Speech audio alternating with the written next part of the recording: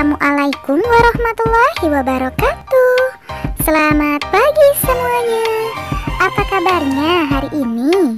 Masih semangat ya belajarnya hari ini? Nah, sebelum belajar, marilah kita bersama-sama berdoa menurut agama dan kepercayaan masing-masing. Berdoa dimulai.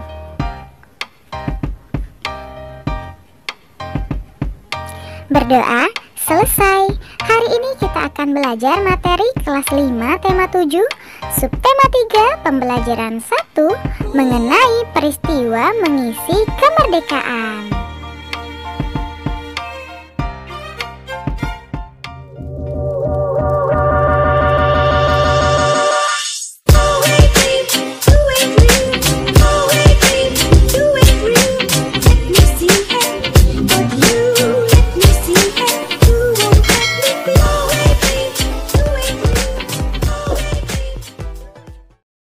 Adapun tujuan pembelajaran kita hari ini yaitu yang pertama, mengetahui jenis-jenis surat, yang kedua, mengetahui kegiatan mengisi kemerdekaan negara Indonesia, dan yang ketiga, mengetahui pembangunan yang ada di lingkungan sekitar. Nah, kita masuk ke subtema 3 ya, peristiwa mengisi kemerdekaan. Lihatlah gambar yang pertama dan gambar yang kedua. Apa yang terjadi? Lalu perhatikan juga gambar yang ketiga dan gambar yang keempat. Nah, setelah kalian mengamati gambar-gambar yang ke-1, kedua, ketiga, dan keempat, silakan kalian perhatikan peristiwa atau kegiatan-kegiatan positif dalam rangka mengisi kemerdekaan. Ceritakanlah kegiatan apa sajakah itu? Iya, misalnya pada gambar yang pertama, kegiatan mencerdaskan kehidupan bangsa yang tercantum dalam pembukaan UUD 1945 berupa kegiatan pembelajaran di dalam kelas. Yang kedua merupakan kegiatan memajukan kesejahteraan umum yang tercantum dalam pembukaan UUD 1945. Kegiatan berupa pembangunan yang dilakukan pemerintah atau swasta yang didukung oleh seluruh rakyat Indonesia. Untuk yang gambar ketiga dan gambar yang keempat, silakan kalian diskusikan bersama orang tuamu ya.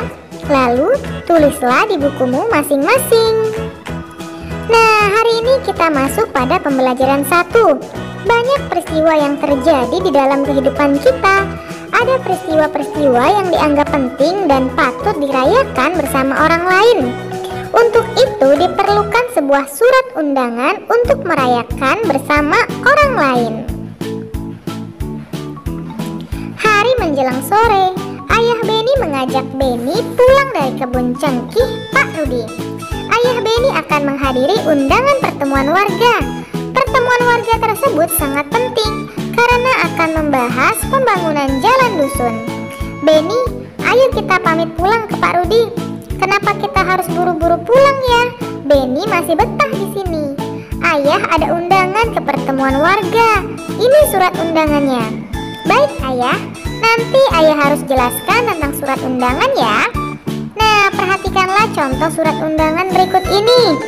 Ada kepala surat yaitu Pemerintah Daerah Dusun Mentari, Kelurahan Senja, Kecamatan Lembayung, Jalan Merdeka nomor 17, telepon 08 dan sekian-sekian.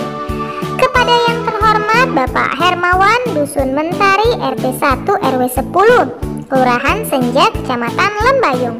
Dengan hormat, dengan ini kami mengharapkan kehadiran Bapak Ibu Saudara-saudari pada hari Minggu tanggal 30 Oktober 2016 jam 15.00 WIB, tempat Balai Dusun Mentari, keperluan yaitu pembahasan pembangunan jalan dusun. Demikian undangan ini kami sampaikan. Sekian dan terima kasih. Lembayung 25 Oktober 2016. Kepala Dusun Mentari, Dr. Andes Hendra Sanubaya.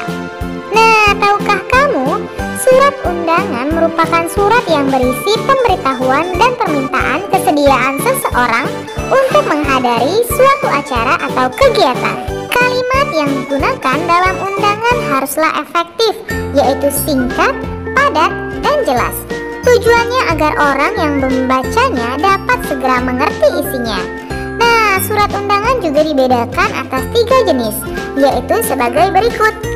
Yang pertama ada surat undangan resmi. Nah, apa itu surat undangan resmi? Surat undangan resmi adalah undangan yang mengatasnamakan sebuah instansi atau organisasi dan kedinasan. Biasanya dipergunakan untuk kepentingan kedinasan. Yang kedua, undangan setengah resmi. Undangan yang mengatasnamakan perorangan, yang ditujukan ke perorangan maupun instansi atau organisasi. Yang ketiga, undangan tidak resmi. Undangan yang mengatasnamakan perorangan, yang ditujukan kepada perorangan untuk kepentingan perorangan, seperti undangan ulang tahun, undangan perayaan kelahiran.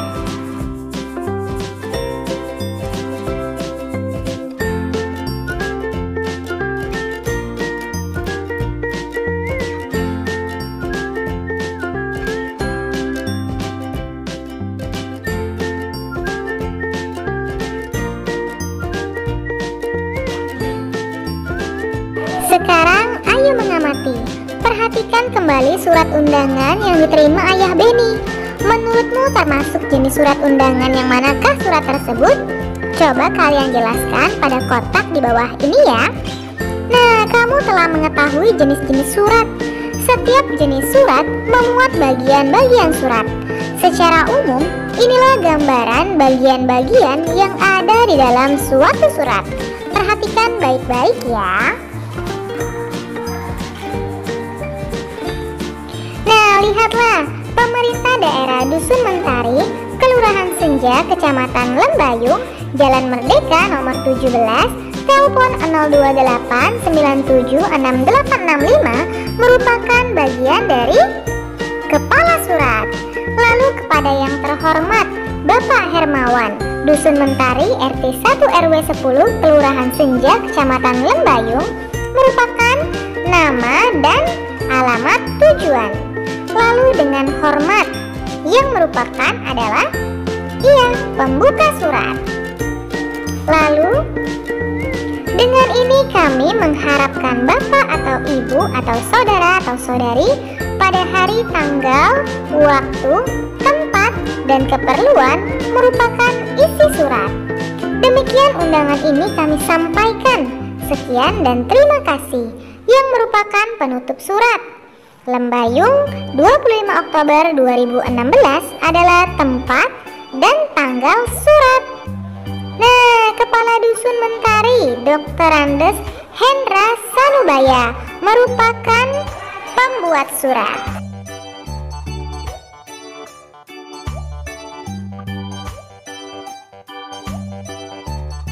Nah, pernahkah kamu melihat surat undangan yang diterima ayah atau ibumu? Dapatkah kamu menentukan bagian-bagian di dalamnya? Perhatikan beberapa contoh surat undangan berikut, lalu lakukanlah petunjuk kegiatannya. Yang pertama, tandai dengan warna merah untuk contoh undangan resmi. Tandai dengan warna kuning untuk contoh undangan setengah resmi. Dan tandai dengan warna biru untuk contoh tidak undangan resmi. Perhatikan baik-baik kedua gambar ini. Nah, lihatlah yang mana yang termasuk undangan resmi, yang mana yang termasuk undangan setengah resmi, dan yang mana yang termasuk undangan tidak resmi. Perhatikan baik-baik dan tandai dengan warna merah, kuning, atau biru.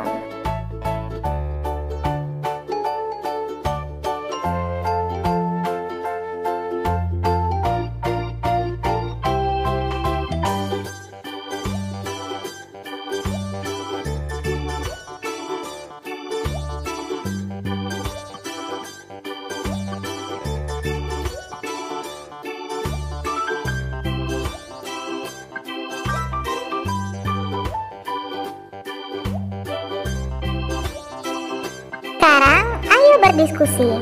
Bersama temanmu diskusikan persamaan dan perbedaan antara undangan resmi, setengah resmi, dan tidak resmi dengan menggunakan tabel di bawah ini. Misalnya jenis undangan yaitu undangan resmi, undangan setengah resmi, dan undangan tidak resmi. Apa saja persamaannya? Ia merupakan ajakan untuk menghadiri suatu suatu acara. Terdapat alamat, waktu, dan acara yang jelas. Sedangkan perbedaannya, yang pertama mengatasnamakan sebuah instansi atau organisasi dan kedinasan. Biasanya dipergunakan untuk kepentingan kedinasan. Yang kedua, mengatasnamakan perorangan yang ditunjukkan ke perorangan maupun instansi atau organisasi untuk kepentingan setengah resmi. Yang ketiga, silakan kalian diskusikan bersama orang tuamu ya. Lalu, tulislah di bukumu masing-masing.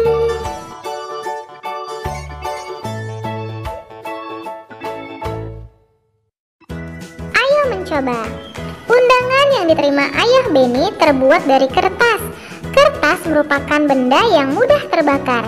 Tahukah kamu bahwa pada peristiwa pembakaran terjadi perubahan bentuk benda karena kalor, tetapi tidak mengubah wujud benda? Kertas yang merupakan benda padat dibakar dengan api atau panas dan berubah menjadi abu yang juga masih benda padat, hanya berubah bentuknya. Nah, perubahan wujud benda terjadi di sekitar kita. Salah satu perubahan wujud yang mungkin tidak kamu sadari adalah penyubliman. Pernahkah kamu mengamati kapur barus yang diletakkan ibu di dalam lemari untuk melindungi pakaian dari ngengat? Kapur barus di lemari pakaianmu dalam beberapa hari akan mengecil dan menghilang dari lemari pakaianmu. Apakah yang sebenarnya terjadi? Mengapa kapur barus itu seperti menghilang dari lemari? Kapur barus merupakan benda padat yang dalam waktu tertentu berubah menjadi benda gas. Kapur barus mengalami penyubliman. Menyublim adalah peristiwa berubahnya wujud benda dari padat ke gas. Dapatkah kamu menemukan contoh penyubliman lain di dalam kehidupan sehari-hari? Untuk menunjukkan proses penyubliman, lakukanlah percobaan berikut ini. Siapkan alat dan bahan yang diperlukan. Nah, percobaannya yaitu mengamati perubahan wujud benda. Alat dan bahan yang dibutuhkan: 4 buah batu bata untuk membuat tungku sederhana, 1 buah lilin, 1 buah kaleng bekas susu, 5 butir kapur barus ukuran kecil, 1/5 bagian kaleng pasir kering, piring aluminium, dan es batu. Cara kerja: tumpuk batu bata menjadi 2 tingkat untuk dijadikan tungku sederhana. Letakkan lilin di tengah tungku, lalu nyalakan lilin. Yang ketiga, isi kaleng bekas susu dengan pasir, lalu masukkan kapur barus. Kemudian, letakkan kaleng bekas susu tersebut di atas tungku. Letakkan piring aluminium di atas kaleng susu, lalu letakkan beberapa butir es batu. Diamkan selama 10 menit. Nah, pengamatannya, amatilah perubahan yang terjadi pada kapur barus setelah 10 menit. Angkatlah piring besi dari atas kaleng, lalu perhatikanlah apa yang terjadi pada dasar piring. Setelah melakukan pengamatan pada kegiatan di atas, dapatkah kamu menjelaskan kesimpulannya? Silakan kalian tulis kesimpulannya pada kotak berikut ini ya. Diskusikanlah bersama orang tuamu, lalu tulislah di bukumu masing-masing. Nah, perubahan wujud benda terjadi di sekitar kita tanpa kita sadari. Perubahan wujud benda merupakan satu perubahan alami karena fenomena alam yang terjadi di sekeliling kita. Dalam kehidupan bermasyarakat, perubahan juga terjadi. Perubahan itu dapat berupa perubahan fisik maupun perubahan perilaku masyarakat. Perubahan secara fisik merupakan perubahan yang dapat dengan mudah kita lihat. Misalnya perubahan kenampakan suatu wilayah karena pembangunan gedung-gedung prasarana dan juga jalan-jalan. Nah, usaha dan kegiatan pembangunan di negara kita sudah dilakukan sejak negara merdeka oleh pemerintah hingga sekarang. Pembangunan nasional Indonesia merupakan pembangunan manusia Indonesia seutuhnya. Artinya, pembangunan semua aspek dan bidang kehidupan, tidak hanya pembangunan fisik saja, tetapi juga manusia Indonesia seutuhnya.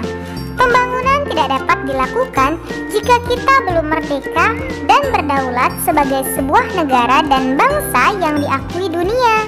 Oleh karena itu, kita sudah merdeka dan banyak kegiatan pembangunan yang perlu dilakukan untuk mengisi kemerdekaan ini. Nah, sekarang bacalah artikel berikut ini dengan seksama ya. Ayo membaca. Judulnya Kegiatan Mengisi Kemerdekaan Negara Indonesia. Kemerdekaan Negara Kesatuan Republik Indonesia didapatkan dengan cara yang tidak mudah dan tidak murah. Bertahun-tahun para pemimpin bangsa ini berupaya dengan berbagai macam cara untuk melepaskan diri dari penjajahan bangsa lain. Ribuan nyawa manusia juga telah melayang dalam upaya ini. Nah, kini Indonesia telah merdeka dan berdaulat. Namun banyak hal yang harus dilakukan untuk mengisinya dalam rangka pembangunan bangsa Indonesia yang seutuhnya, seperti yang dicita-citakan para pendiri bangsa ini. Generasi penerus bangsa harus mengupayakan agar pembangunan manusia seutuhnya ini dapat dilakukan terus-menerus dengan berbagai cara. Cara-cara yang dapat dilakukan antara lain adalah dengan mencintai dan bangga menjadi bangsa Indonesia. Hal ini dapat dimulai dengan memahami dan mengamalkan nilai-nilai dalam Pancasila sebagai dasar negara dan mengenal budaya bangsa sendiri.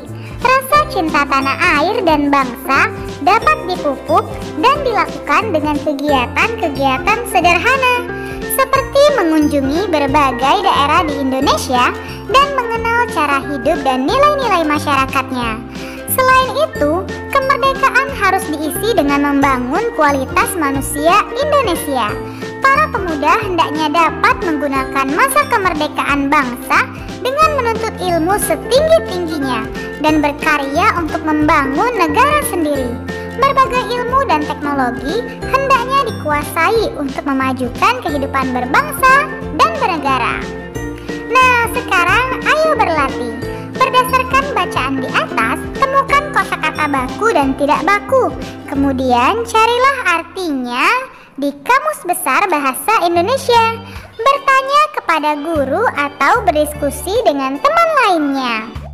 Perhatikan cara-cara menggunakan kamus. Yang pertama, pilihlah sebuah kata dari daftar kosakata barumu.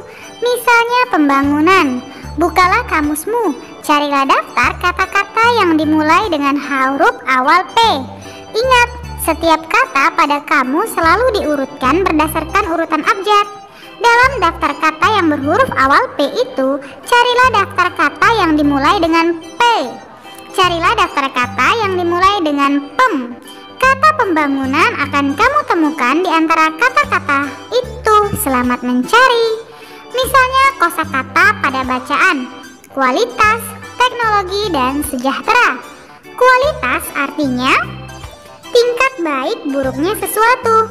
Teknologi artinya metode ilmiah untuk mencapai tujuan praktis. Dan sejahtera artinya aman, sentosa, dan makmur. Nah, untuk kosakata tidak baku dan kosakata baku yang lainnya, silakan kalian temukan sendiri dalam bacaan. Lalu carilah artinya di Kamus Besar Bahasa Indonesia. Diskusikanlah bersama orang tuamu. Lalu tulislah di bukumu masing-masing. Nah, sekarang ayo menulis. Pahamilah bacaan di atas. Kemudian kemukakan pendapatmu tentang sumbangsi atau kegiatan yang dapat kamu lakukan dalam rangka mengisi kemerdekaan RI. Tuliskanlah pendapatmu pada peta pikiran di bawah ini. Lalu diskusikanlah pendapatmu di dalam kelompok kecil. Misalnya kegiatan untuk mengisi kemerdekaan. Asal daerahnya yaitu Jawa Timur, belajar dengan tekun. Lalu ada juga dari Kalimantan, mencintai produk dalam negeri. Kemudian ada juga dari Sulawesi Selatan, yaitu saling menghormati dan menghargai sesama. Kemudian yang terakhir ada dari Papua, misalnya dengan mendukung atau menyukseskan program pembangunan. Nah, kesimpulan apakah yang kamu dapatkan dari hasil diskusi dengan teman-temanmu? Silakan kalian tuliskan kesimpulan kalian pada kotak berikut ini ya. Nah, sekarang ayo mengamati. Amati Amati gambar-gambar berikut yang menunjukkan kegiatan pembangunan. Pembangunan sarana dan prasarana di berbagai bidang berikut dilakukan untuk menunjang kegiatan masyarakat dalam rangka meningkatkan kualitas hidup dan manusia guna mencapai kesejahteraan. Misalnya, yang pertama perhatikan baik-baik ya. Ada pembangunan jalan, lalu ada juga pembangunan jembatan. Kemudian ada pembangunan pasar, lalu ada juga pembangunan sekolah. Nah, yang terakhir ada pembangunan tempat ibadah. Perhatikan baik-baik ya. Pajak untuk membangun jalan dan jembatan. Jadi jangan lupa untuk membayar pajak. Sekarang ayo kita berlatih. Nah, pernahkah kamu melihat kegiatan pembangunan yang ada di lingkungan sekolah dan tempat tinggalmu? Apakah yang kamu rasakan? Bagaimana masyarakat sekitarmu menanggapi pembangunan tersebut? Di masyarakat terdapat kegiatan-kegiatan yang mendukung pembangunan nasional. Ada juga kegiatan yang tidak mendukung kegiatan pembangunan nasional, baik pembangunan fisik maupun non-fisik. Bersama teman-temanmu, carilah informasi mengenai permasalahan berikut. Yang pertama, faktor pendukung pembangunan nasional. Lalu ada juga faktor penghambat pembangunan nasional. Informasi dapat kamu peroleh dengan melakukan kegiatan-kegiatan berikut. Yang pertama, studi pustaka. Mencari informasi melalui buku, surat kabar, majalah, atau artikel di internet. Yang kedua, diskusi. Bisa dilakukan dalam diskusi kelompok kecil maupun diskusi kelas. Yang ketiga, wawancara. Melakukan wawancara kepada orang yang memiliki pengetahuan seperti guru atau sejarawan. Setelah informasi kamu dapatkan, tuliskan hasilnya pada kolom berikut ini. Kemudian presentasikan hasil pencarianmu bersama teman sekelompokmu di depan kelas dengan percaya diri ya. Tuliskanlah kesimpulanmu dari kegiatan tersebut di tempat yang telah disediakan di bawah ini. Nah, sekarang ayo renungkan. Undangan adalah surat ajakan dari seseorang untuk menghadiri suatu acara. Jadi kehadiran orang-orang yang mendapat undangan sangatlah diharapkan oleh pihak yang mengundang. Apa yang kamu lakukan seandainya kamu mendapat undangan? Kamu abaikan isi undangan tersebut ataukah kamu baca isi undangan tersebut? Kamu akan datang tepat waktu sesuai waktu yang dicantumkan dalam undangan? Terlambat ataukah justru tidak datang? Silakan kalian tulis jawabanmu pada kotak berikut ini ya. Nah, untuk kerjasama dengan orang tua, mintalah bantuan kepada orang tuamu atau dengan anggota keluarga lain yang sudah dewasa. Lakukan percobaan untuk membuktikan peristiwa menyublim. Tentukan sendiri jenis percobaannya dan laporkanlah hasilnya. Selamat belajar, tetap semangat ya.